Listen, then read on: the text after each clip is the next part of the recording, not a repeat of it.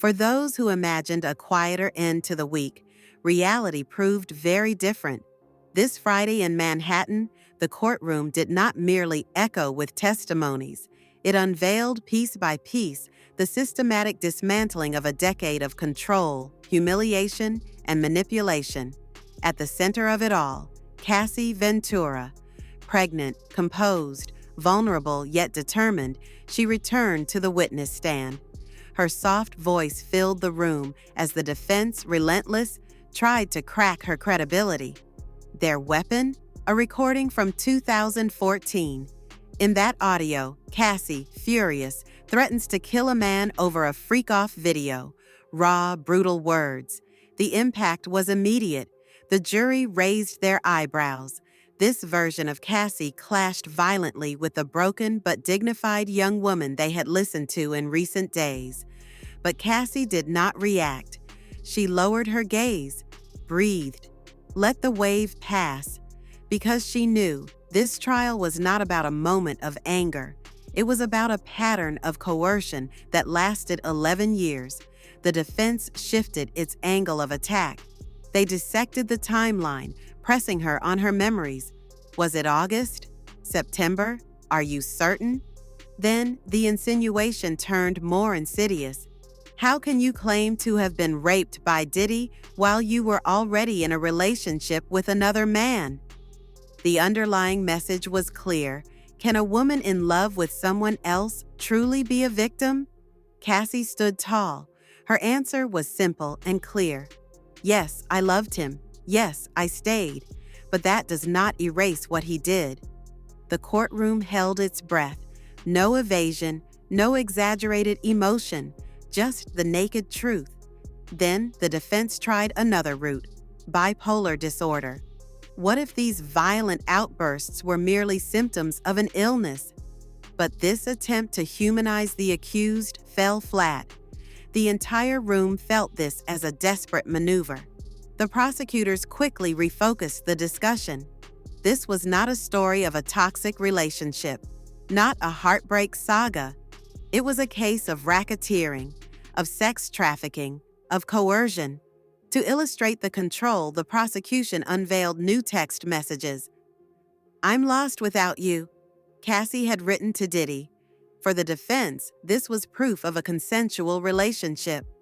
For the prosecution, it was the very signature of psychological entrapment, because behind every "I miss you" hid an unspoken threat, an emotional trap.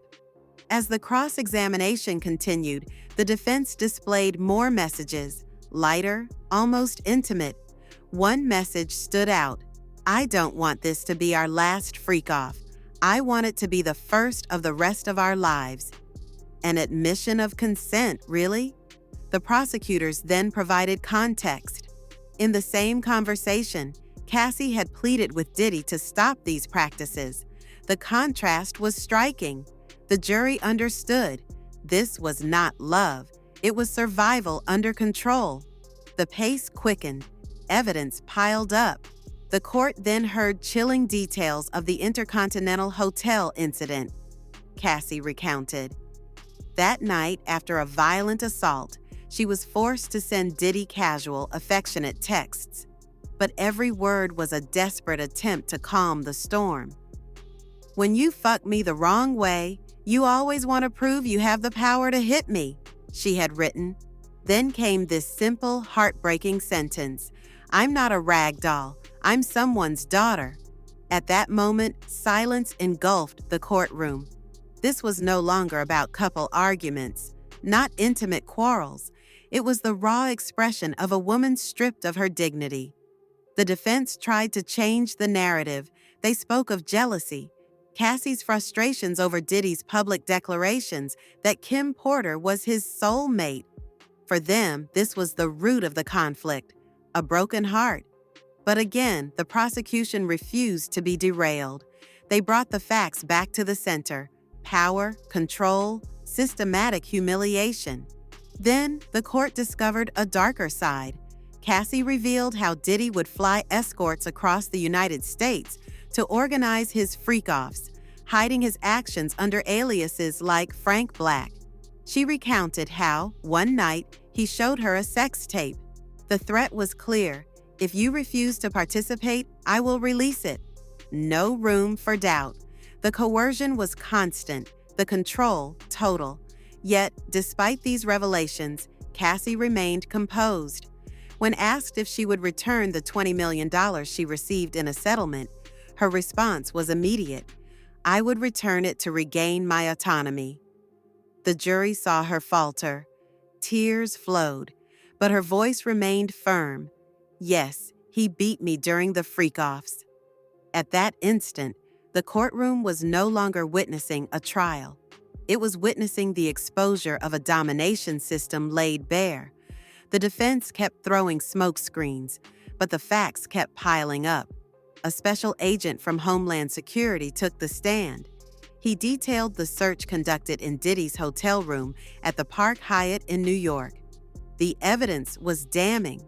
Plastic bags filled with Johnson & Johnson baby oil, bottles of Astroglide in the bathroom, a Louis Vuitton bag containing medication under the name Frank Black, packets of pink powder, ketamine, and ecstasy, according to analysis, $9,000 in cash, displayed before the jury. Each item told the same story of unchanged habits. Despite Cassie's complaint, despite the media scandal, Diddy continued to act as if no one could stop him. The revelations were not over. The last to testify that day was Dawn Richard, former member of Danity Kane and Diddy Dirty Money. Her sober yet impactful account added another layer to the case. She took the court back to 2009. An apparently harmless scene, breakfast at Diddy's mansion in Los Angeles. But what should have been a banal detail became the trigger for an explosion of violence. Dawn recalled vividly.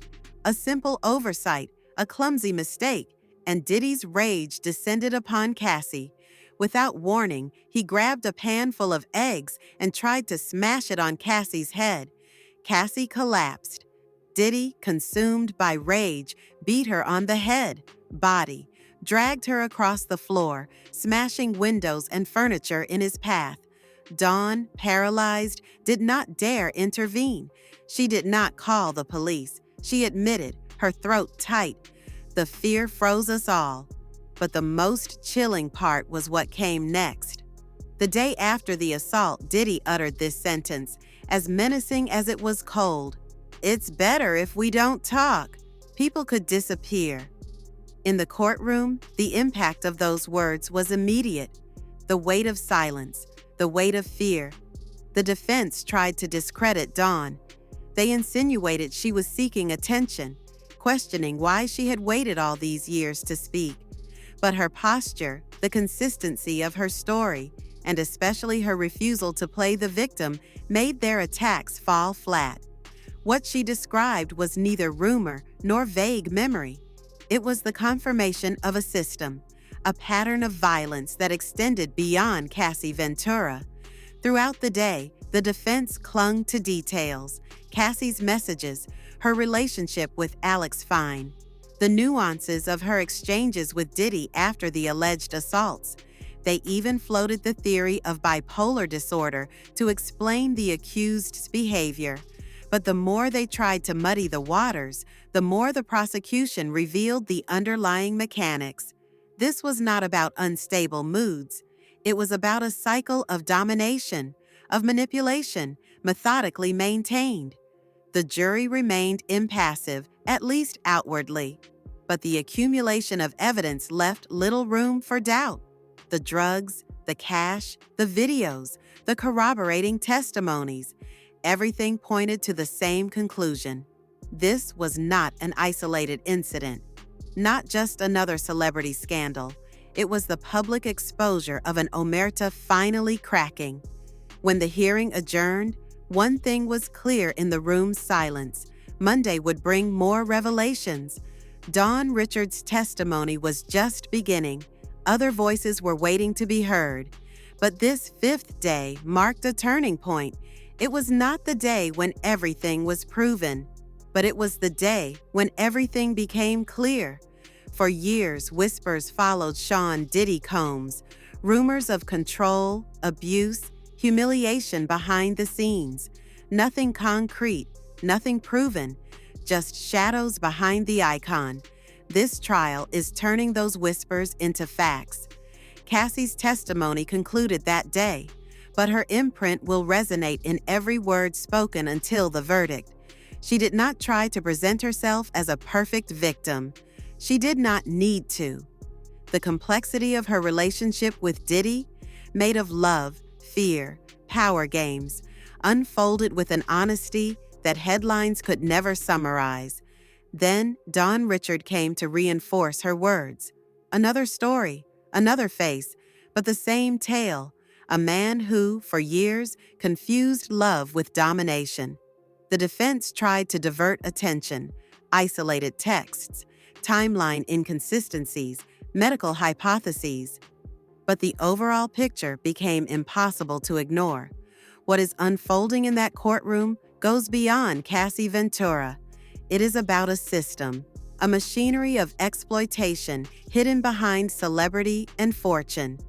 When the hearings resume, no one will see this case as just another celebrity scandal.